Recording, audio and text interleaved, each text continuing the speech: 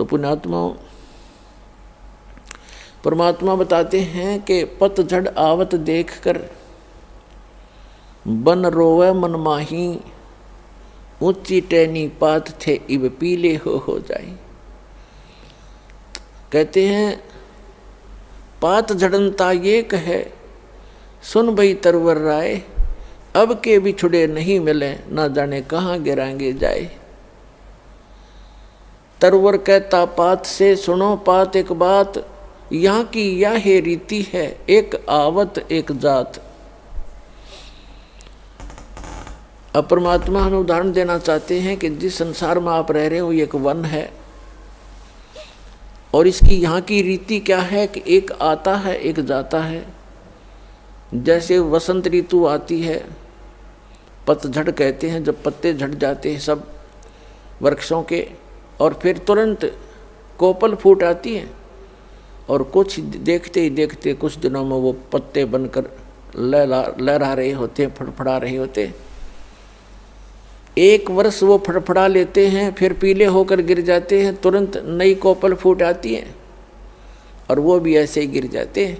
तो यहाँ परमात्मा हमें उदाहरण देना चाहते हैं कि संसार रूपी वन है और एक परिवार रूपी वृक्ष है और इसके सदस्य रूपी पत्ते ये झड़ पीले हो यानी बूढ़े हो करके या रोगी होकर मरते जा रहे हैं, दुर्घटना से समाप्त हो रहे हैं। कहते हैं पतझड़ आवत देख कर बन रोवे मन माही, ऊंची टहनी पात थे वह पीले हो जाही।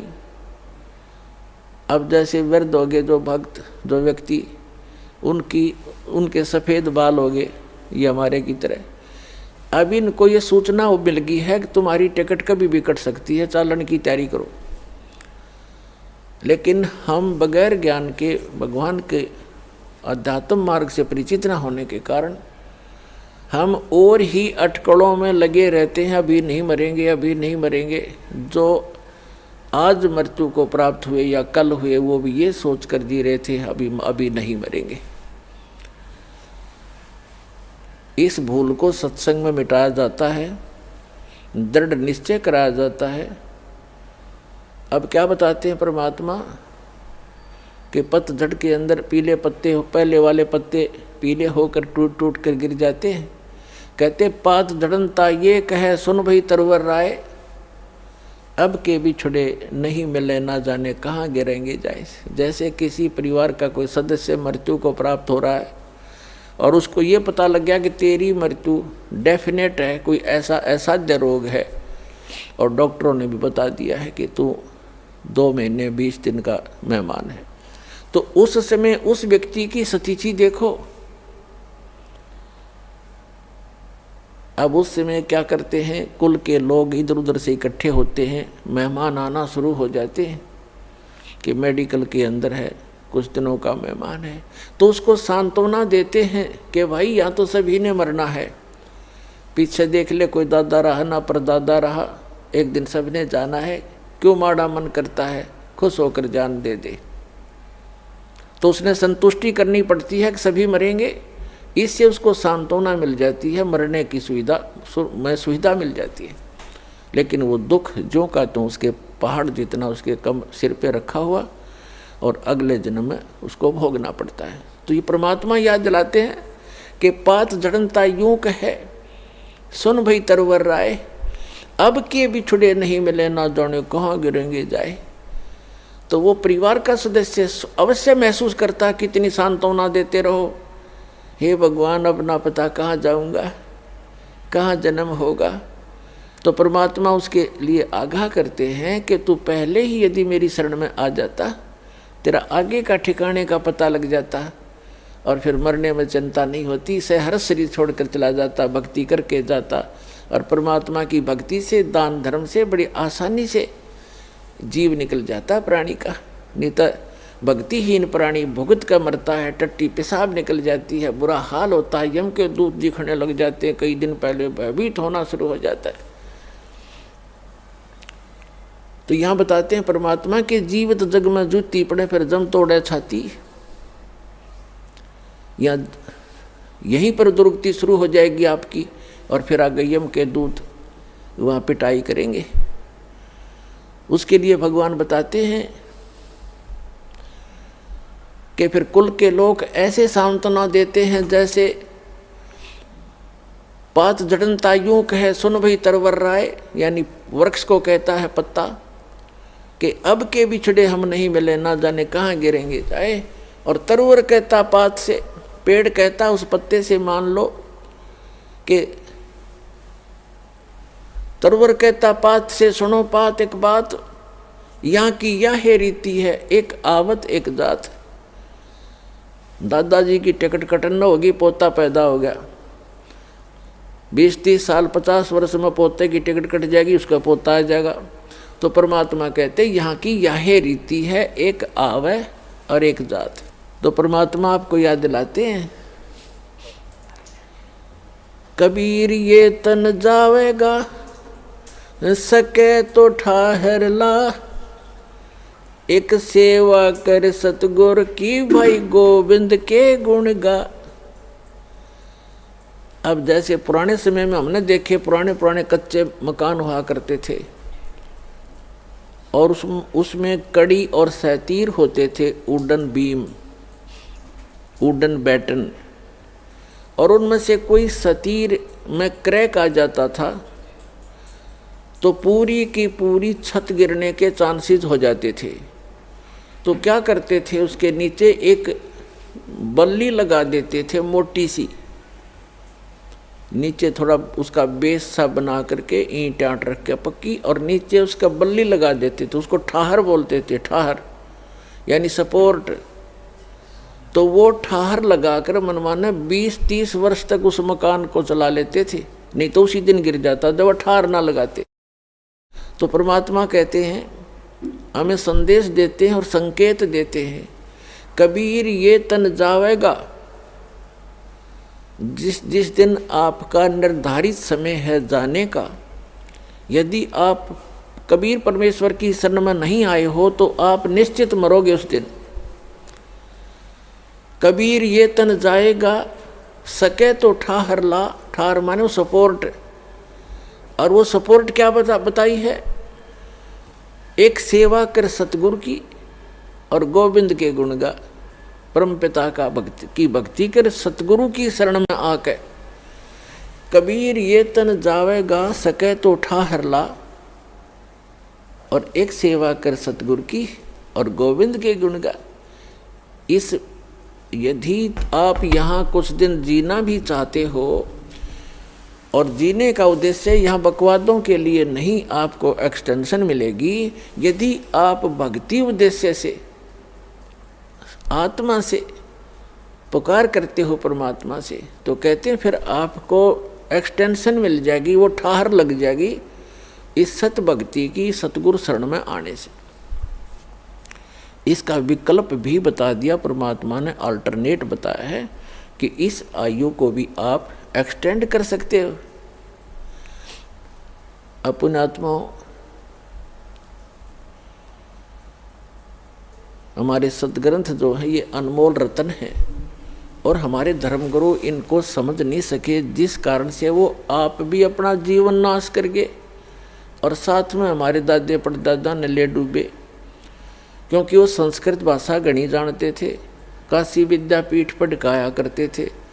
आम भोली जनता ने यूँ सोच लिया ये गुरुजी बड़ी संस्कृत फटाफट बोल रहे, फराटेदार, ये बड़े विद्वान होंगे। पुण्यात्माओं, भाषा से विद्वान का कोई मेल नहीं है। मान लीजिए कोई एक भाषा में विद्वान है, इंग्लिश खूब बोलता है, उसने पंजाबी ना आती, बताओ क्या फेल हो, तो विद्वान कहाँ रहा है फिर? तो विद्वान वो है, भाषा उसकी जैसी है, लेकिन ज्ञान कंप्लीट हो उसको, स्पिरिचुअल नॉलेज, वो विद्वान होता है। और भाषा का काम तो अपने विचारों को दूसरे तक पहुंचाने का होता है। अब जैसे एक बढ़िया, कई कहते हैं भाई प्रोनाउंसिएशन ठीक नहीं, ऐसा ठीक नहीं, वैसा ठीक नहीं आपके गुरुजी का, ये तो बकवादी आदमियों की बात होती है। ये तो वो व्यक्ति सोचते हैं जिनको पूर्व जन्म का संस्कार उनका जिनका ठीक है, ज्ञान से परिचित नहीं, क्योंकि ज्ञान से परिचित प्राणी ये बकवाद नहीं बोला करता है। अब जैसे किसी का रोग है और वैद्य है बहुत अच्छा, वो किसी भी भाषा में दवाई बताता, वो कंसंट्रेट माइंड से सुनता है, अच्छा जी ऐसे खा लूँगा ठीक हो जाएगा, ऐसे हो जाएगा खा ले, ऐसे चाहे वो किसी भाषा में बोल रहा है तुरंत समझ जाता है, यानी उसका प्रोनाउंसिएशन उसका कैसा भी है चाहे। तो पुण्यात्माओं जिनको मोक्ष कराना है इन बकवादों में नहीं चलना चाहिए, क्योंकि हमारे परमात्मा कबीर जी वो विद्वान थे, वो खुद भगवान थे, और हमारे जो धर्मगुरु थे वो संस्कृत के ज्ञाता और व्याकरण के में प्रसिद्ध थे। वो व्याकरण की भक्ति पढ़ाया करते थे, दर्ड़ाया करते थे, और यही कहा करते कि कबीर साहब का प्रोनाउंसिएशन ठीक नहीं है, इसने बोलना भी ना आता, काहे का विद्वान होगा, वो तो भगवान था। वो यही भ्रम दूर करने के लिए आए थे कि इन बकवादों से भगवान का कोई लिंक नहीं है, कोई मेल नहीं है। परमात्मा पाने के लिए आत्मा निर्मल हो, मंत्र का जाप ठीक करते रहो, मर्यादा में रहो और ज्ञान ग्रहण करो। किसी भी भाषा में उपलब्ध है वो ज्ञान होना चाहिए। अब जैसे परमात्मा कहते हैं, जैसे कुंभ कुमार का ऊपर चित्र अनूप और वस्तु तामद है नहीं जैसे जल बिन कूप। एक बहुत सुंदर घड़ा मटका रखा है जग मिट्टी का, और उसके ऊपर बढ़िया चित्रकारी कर रखी है, और वस्तु उसमें है नहीं। और एक सिंपल सा घड़ा, उस पर चित्रकारी भी नहीं, और वो शीतल निर्मल जल से भरा हुआ है। तो के फूका चित्रकारी वाले ना जिसमें बालू रेत ठोक रखा, तो वो जिसके ऊपर कोई चित्रकारी नहीं और सिंपल सा है, खराब सा दिखकर उसमें निर्मल वस्तु है, पिए गट गटर जान बचाई, तो वो है हमारे लिए पूज्य। तो पुण्यात्माओं इन सब तरह की बकवादों से हटकर, इनके जो भिन्न भिन्न प्रकार के वचनों से हमारी बुद्धि हटकर इस तत्व ज्ञान पर दृढ़ हो जाएगी, तब तो हम भक्त बनेंगे, तब तो हम साधक बनेंगे। नहीं तो ऐसे विचलित रहेंगे, और विचलित व्यक्ति को भगवान मदद नहीं करता, उसको प्राप्त नहीं होता। तो क्या बताते हैं, ये हमारे धर्मगुरु जो थे ये हमारे सदग्रंथों से परिचित नहीं थे, और परमात्मा आए थे 600 वर्ष पहले स्वयं, क्योंकि वो आते ही रहते हैं, उसका विधान है। ऋग्वेद मंडल नंबर 9 सूक्त नंबर 86 मंत्र 26 और 27 में, ऋग्वेद मंडल नंबर 9 सूक्त 82 मंत्र 1, 2, 3 में, ऋग्वेद मंडल नंबर 9 सूक्त 54 मंत्र 3 में, ऋग्वेद मंडल नंबर 9 सूक्त 20 मंत्र 1 में, ऋग्वेद मंडल नंबर 9 सूक्त 94 मंत्र 1 में, ऋग्वेद मंडल नंबर 9 सूक्त 95 के मंत्र 2 में, ऋग्वेद मंडल नंबर 9 सूक्त 96 के मंत्र 16 से लेकर 20 में, और भी अनेक स्थानों पर ये प्रमाण है कि वो परमात्मा ऊपर के लोकों के सबसे ऊपर के लोक में रहता है। यानी प्रत्येक लोक में जो ऊपर के लोक हैं, जैसे सतलोक, अलखलोक, अगमलोक और अकैलोक, जिसे अनामी लोक भी कहते हैं, उन सब में परमात्मा भिन्न भिन्न रूपों में रहता है। प्रत्येक के सबसे अंतिम तीसरे पोर्शन में सबसे ऊपर के स्थान पर विराजमान है, और वहाँ से वो मनुष्य दृश्य है, सिंहासन पर विराजमान है, सिंहासन पर बैठा है, राजा के समान वहाँ पर सबको कंट्रोल करता है। सिर पे मुकुट है, सफ़ेद छत्र है और सफ़ेद सिंहासन है उस परम पिता का, बहुत सुंदर। और वहाँ से चल कर आता है, किस लिए, किस उद्देश्य से आता है? तत्व ज्ञान देने के लिए आता है, अच्छी आत्माओं को मिलता है। परमात्मा सतलोक से अपने निज स्थान से गति करके आते हैं, चल कर आते, यानी सह शरीर उनका चल के आना, कोई पैदल चलना नहीं, आकाश में उड़ जाना, 1 सेकंड में ऊपर पहुंच जाना, दूसरी सेकंड में नीचे पाना, इतनी गति है उस परमपिता की। वो परमात्मा यहाँ अच्छी आत्माओं को मिलते हैं और उनको तत्व ज्ञान से परिचित कराते हैं, और अपने ज्ञान को भगवान खुद ही बता सकते हैं। बाकी से कितनी समाधि ला लो, कितना मेडिटेशन कर लो, कितना ज्ञान इकट्ठा कर लो, भगवान जो ज्ञान बताते हैं वही ज्ञान होता है, बाकी अज्ञान होता है। तो वो परमात्मा यहाँ आते हैं, अच्छी आत्माओं को मिलते हैं, प्रत्येक युग में आते हैं। क्या बताते हैं कबीर साहब, ये परम पुरुष हैं कबीर परमेश्वर जी, कबीर जी जो दुल्हा धानक काशी रूप में आए थे और 120 वर्ष रहे थे, और लोगों ने उनको कवि की संज्ञा देकर उनकी फाइल को बंद कर रखा था। ये पूर्ण परमात्मा हैं, अनंत कोट ब्रह्मांड के रचनहार हैं, हम सब के जनक हैं, हम सबके संकट को निवारण करने वाले भी यही भगवान हैं।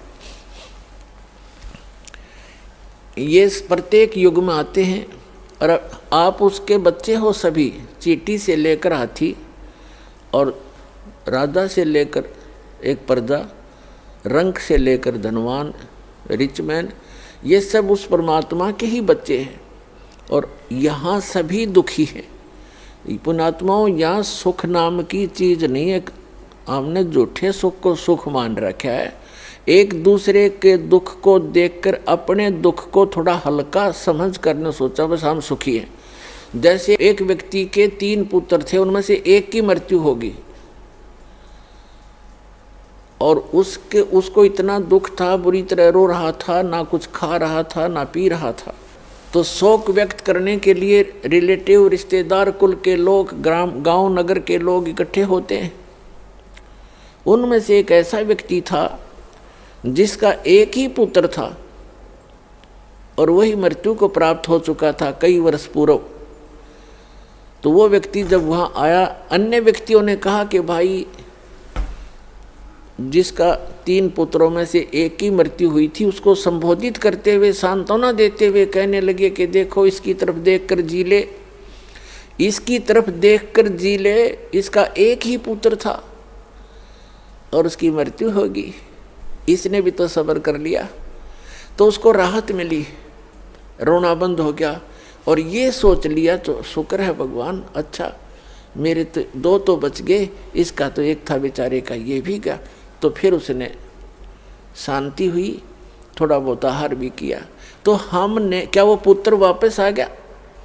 हम एक दूसरे को घना दुखी देखकर अपने थोड़े दुख को सुख मान रहे हैं। एक व्यक्ति बता रहा था कि मेरी लड़की का जन्म हुआ तब गुदा नहीं थी और मेरे पर पार्ट टूट गया, हमारे परिवार पर दुख का। मेडिकल में लेकर गए तो वहाँ क्या देखा, जिस वार्ड में मेरी बेटी को लेकर गए उस वार्ड में ऐसे मरीज 4-5 और थे। फिर मेरा दिल को शांति हुई, थोड़ा सहारा मिला, खाक सहारा मिला। क्या वह गुदा लगी लड़की के जाते ही? नो देख लिया कि और भी से दुखी बतेरे हैं, नो शांति कर ली और सुख हो गया। तो परमात्मा कहते झूठे सुख को सुख कह, ये मान रहा मनमोद, ये सकल चबीना काल का और कुछ मुख में कुछ गोद। इसे गंदे लोक में रहकर आप फिर भी सुख ढूंढ रहे हो। यहाँ सुख नाम की चीज नहीं है। अभी तक तो हमें कोई पता नहीं था, इसका विकल्प नहीं था। पुण्यात्माओं, ऐसा जीवन जीना हमारी मजबूरी थी, कोई विकल्प नहीं था। अब परमात्मा ने आके विकल्प बताया, वो हमने सुना नहीं, क्योंकि नकलियों ने सुनने नहीं दिया। नकली गुरुओं ने, जो आप आज भी पंजे अड़ाना चाहते हैं, लेकिन अब इनके पंजे उखड़ जाएंगे, अब नहीं टिक पाएंगे ये, क्योंकि जनता शिक्षित है।